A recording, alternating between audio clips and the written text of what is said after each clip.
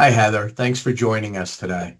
As the founder and CEO of True Native Media, a podcast representation agency, you understand the importance of an advertiser joining this already engaged podcast audience.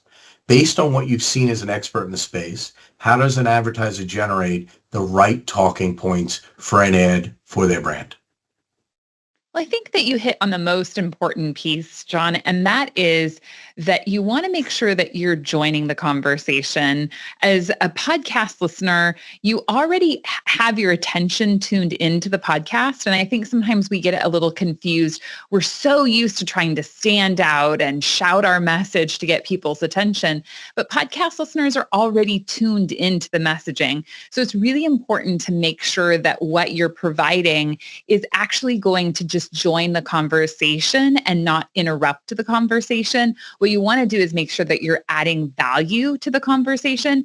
So when I think about creating talking points for a podcast ad, specifically a host-read ad, we want to think about is giving the host as much opportunity as possible to use their voice and the tone of the content that they create to really communicate that ad message. So giving the host some leeway to really feel, some freedom and try the product out, talk about the product in their own words, and really speak to their audience is super important.